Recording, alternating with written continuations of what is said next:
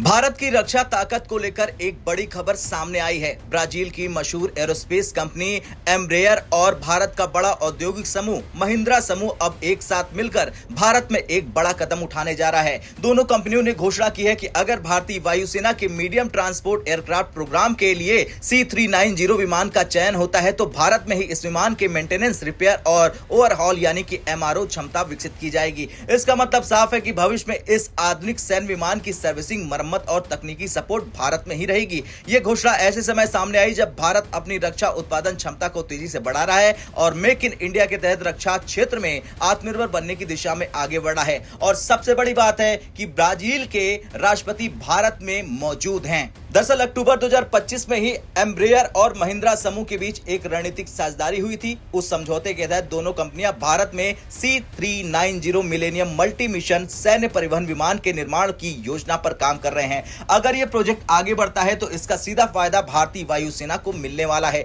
भारत की वायुसेना को आने वाले सालों में नए और आधुनिक मीडियम ट्रांसपोर्ट विमानों की जरूरत है। ऐसे विमान जो तेजी से सैनिकों, हथियारों और राहत सामग्री को एक साथ एक जगह से दूसरी जगह पहुंचा सकते हैं।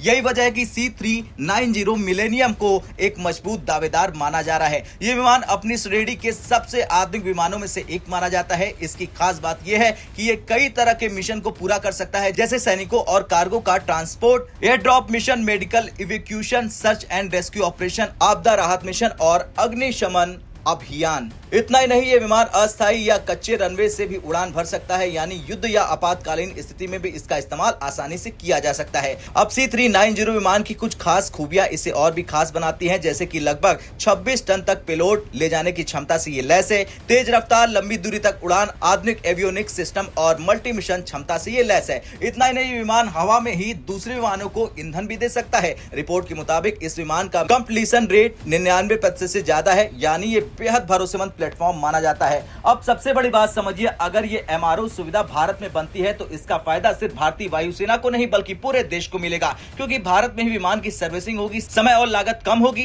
तकनीकी विशेषज्ञता भारत में विकसित हो जाएगी, हजारों रोजगार के अवसर मिलेंगे और एरोस्पेस सेक्टर को बढ़ावा मिलेगा। महिंद्रा समूह के वरिष्ठ अधिकारी विनोद सहाय ने भी कहा है कि भारत में अत्याधुनिक MRO सुविधा बनने से भारतीय वायुसेना को लंबे समय तक ऑपरेशनल मजबूती मिलेगी। इससे विमानों की उपलब्धता भी ज्यादा होगी और भारत की ऑपरेशनल स्वायत्ता भी बढ़ेगी। अब एक और बड़ी बात सामने आई है, एम्ब्रेयर भारत को सिर्फ भारतीय विमान के लिए नहीं बल्कि दूसरे देशों के C390 विमानों के लिए भी MRO हब बनाने पर विचार कर रहा है। अगर ऐसा होता है तो भारत एशिया में सैन्य विमानों की सर्विसिंग का बड़ा केंद्र बन जाएगा। यह भारत के लिए रणनीतिक और आर्थिक दोनों दृष्टि से बहुत महत्वपूर्ण कदम है। एम्ब्रेयर के अधिकारियों ने साफ कहा है कि यह पहल भारत सरकार के मेक इन इंडिया और आत्मनिर्भर भारत विजन को मजबूती देगी। शायद बहुत कम लोग जानते हैं कि एम्ब्रेयर पहले से ही भारत में सक्रिय है। भारत में करीब 11 तरह के एम्ब्रेयर विमानों का संचालन हो रहा है। इनमें शामिल है ERJ-145 आधारित नेत्रा AEWC विमान, लेगेसी 600 VIP ट्रांसपोर्ट विमान। इनका इस्तेमाल भारतीय वायुसेना और सीमा सुरक्षा बल द्वारा किया जाता है।